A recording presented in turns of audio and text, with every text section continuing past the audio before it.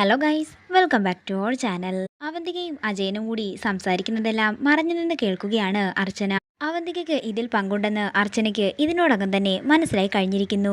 അതേസമയം അവന്തികയെ വിളിച്ച് 10 ലക്ഷം രൂപ ആവശ്യപ്പെടുകയാണ് അജയൻ. അല്ലാത്ത പക്ഷം പോലീസിൽ അവന്തികയുടെ പേര് പറയുമെന്നും അജയൻ ഭീഷണിപ്പെടുത്തുന്നു. പിന്നീട് കാണിക്കുന്നത് അർച്ചനയും സച്ചിയും അജയന്റെ ഒളിത്താവളത്തിൽ എത്തിയിരിക്കുന്നതാണ്. അങ്ങനെ അവർ അജയനെ തിരക്കി ആ വീടിന്റെ ഉള്ളിലേക്ക് കയറുകയാണ്. ആദ്യമൊന്നും അജയനെ കാണാൻ സാധിക്കുന്നില്ല.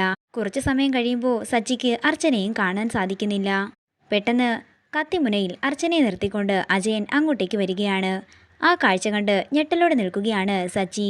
അർച്ചനയെ വിടാനായി സച്ചി പറയുമ്പോൾ അജയൻ പറയുകയാണ്, എന്റെ കത്തിമുനയിലേക്ക് വന്നു കയറി ഇവളെ വെറുതെ വിടാനോ?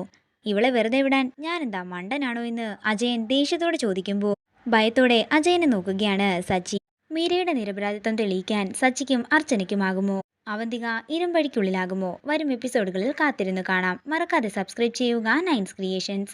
വീഡിയോ ഇഷ്ടമായെങ്കിൽ മറക്കാതെ ലൈക്ക് ചെയ്യുക, ഷെയർ ചെയ്യുക, കമൻറ്റ് ചെയ്യുക.